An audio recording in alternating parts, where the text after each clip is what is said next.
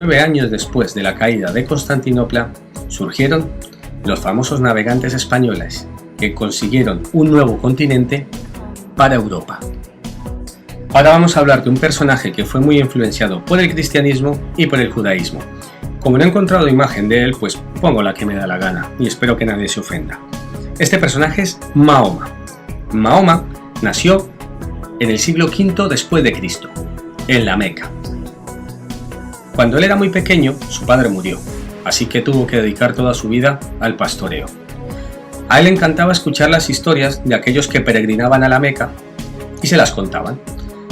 Por ejemplo, Mahoma conocía de sobra aquellas historias pues que le relataban sobre Abraham y sobre Jesús. En la Meca se encuentra la Kaaba. La Kaaba es un sitio donde una vez cayó un meteorito y muchas culturas lo han adorado durante muchos siglos. La Kaaba por aquel entonces era politeísta, eso significa que creían en muchos dioses. Se cuenta en la tradición musulmana que Mahoma se encontraba meditando en el monte Hirá y apareció el arcángel Gabriel. Este arcángel le transmitió a su cerebro 6.232 versos con los cuales se crearía el Corán y le dejó la misión de repartirlos a lo largo y ancho del planeta para salvar así al mundo de las llamas del infierno. De esta manera Mahoma se convertiría en el profeta del dios Alá. Al igual que judíos y cristianos, los árabes pasaron a creer en un único dios, a ser monoteístas. Mahoma cada vez tenía más adeptos, que les gustaban aquellas historias que hablaban de aquel dios único creador de todo, el dios Alá. Pero esto le trajo grandes problemas con los que controlaban el mercado de la fe en la Meca. Ellos veían cómo poco a poco bajaban sus ingresos, así que decidieron ir a por Mahoma. Mahoma tuvo que huir de la Meca y huyó a la ciudad de Medina. Esto se conoce en la tradición musulmana como la Égira.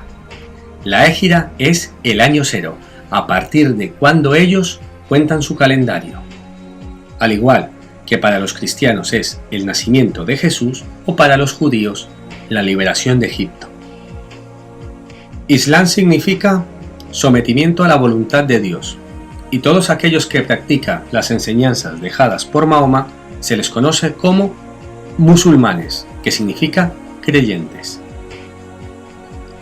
El arcángel Gabriel le dejó la misión a Mahoma de repartir el Islam alrededor de todo el mundo. Y Mahoma les dio la misma misión a sus discípulos, diciéndoles que tenían que repartir la palabra del Islam aunque esto les costara la vida, ya que si morían repartiendo la palabra tendrían el paraíso asegurado, donde cataratas de leche y de miel fresca serían servidas por bellas mujeres durante toda la eternidad. Mahoma hizo un gran ejército en su exilio en Medina y tuvo la decisión de ir a reconquistar la Meca. Y así lo hizo. Es más, se cepilló a todo ejército que se le puso delante. Y una vez reconquistada la Meca, se convirtió en el punto neurálgico de la creencia del Islam. A la muerte de Mahoma, todos aquellos pueblos árabes que estaban separados, ya sea por tradiciones o costumbres, fueron unificados bajo un mismo mandato, que es el mandato de la creencia del Islam. Ahora, con la muerte de Mahoma, os voy a explicar cuáles son las divisiones del Islam. El Islam se divide principalmente entre chiíes y suníes. En los albores de la historia del islamismo hubo una discusión, la política sobre quién debía guiar a la comunidad musulmana. Los musulmanes, hoy denominados chiíes, opinan que los descendientes biológicos del profeta deberían liderar el Islam, y quienes en la actualidad son conocidos como creyentes suníes consideran a su vez que las personas más idóneas eran las llamadas a dirigir. Ahí es donde viene la gran separación entre chiíes y suníes. Los territorios árabes eran dirigidos por los califas. Esto significa vicario de Dios, y a su vez ellos tenían alguien a su cargo, que eran conocidos como los emires, que controlaban vastos territorios. Habían territorios muy alejados de la mano del califa que eran controlados por los famosos sultanes.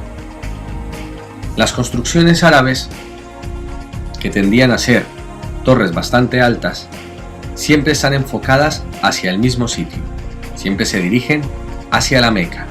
De esta manera, todos los musulmanes saben en qué dirección tienen que rezar 5 veces al día.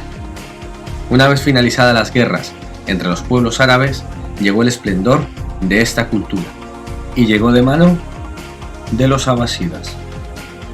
Los abasidas, una de las principales cosas que hicieron fue trasladar la capital de la Meca hacia Bagdad. Una vez que se establecieron en Bagdad, absorbieron los mejores conocimientos de todos los territorios conquistados y fueron grandes maestros de muchas disciplinas. Una de las peculiaridades que tienen los musulmanes es que ellos no dibujan sus figuras religiosas como lo pueden hacer los cristianos, y hubo un gran intercambio entre el arte arabesco y el arte cristiano. Ese intercambio lo podemos ver hoy en día en prácticamente cualquier área, como puede ser nuestro idioma. Nosotros tenemos un montón de palabras árabes. También nos dejaron otro gran legado, y este es el álgebra, que significa cálculo.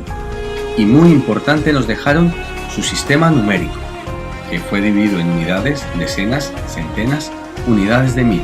También nos dejaron grandes aportes en física, química y en astronomía. Pero claro, el imperio musulmán no duraría para siempre, y la capital, Bagdad, cayó en manos del nieto de Gengis Khan. Aunque cayó Bagdad, se mantuvieron otros grandes reinos musulmanes, como pueden ser por ejemplo los fatimí en el norte de África, o por ejemplo los otomanos en Estambul. Los musulmanes también fueron expulsados de la península ibérica en 1942 y fueron expulsados de mano de los famosos reyes católicos. Los musulmanes más adelante intentaron volver a crear un gran imperio, pero fueron frenados por los cristianos en la famosa Batalla de Lepanto, encabezada por la Marina española. En esta batalla participó el famoso escritor español Miguel de Cervantes. Desde los áridos desiertos hasta los majestuosos palacios, los musulmanes han dejado una huella imborrable en nuestra historia y por eso hay que tenerles gran respeto. Ahora os voy a contar que tienen todas las religiones en común, porque todas las religiones tienen algo en común, un núcleo de verdad. Pero antes de empezar, os quiero contar una historia para que os deis cuenta cómo algo que en un principio era un mito se convirtió en una realidad. Y así os deis cuenta de lo compleja y fascinante que es la historia. Nuestra historia radica en un tiempo en el que los dioses convivían, conversaban con los humanos. En el siglo VIII a.C., el genial poeta épico Homero recogía esta historia y la recoge en una obra llamada La Ilíada. En esta obra se cuenta que existían 3 diosas que pugnaban por ser las más bellas del mundo, tanto en el panteón de los dioses como en la tierra de los humanos. Estas diosas tenían nombre. Era Afrodita y Atenea. Las 3 pugnaban por ser las más bellas del mundo y querían la opinión de un humano. En consecuencia, eligieron a Paris, uno de los 50 hijos del legendario rey Príamo, el rey de Troya. Paris no se decidía, no se decantaba, ni por una ni por otra. Pero en esto, la pérfida Afrodita, la bellísima Afrodita, sobornó al joven. Ella sabía que Paris estaba enamorado de la reina espartana Helena. Helena, la mujer de Menelao, del rey Menelao. Afrodita le dijo: si tú me escoges a mí, yo conseguiré el amor eterno de Helena hacia ti. Mis poderes lo harán factible. Paris eligió a Afrodita, y Afrodita cumplió su palabra.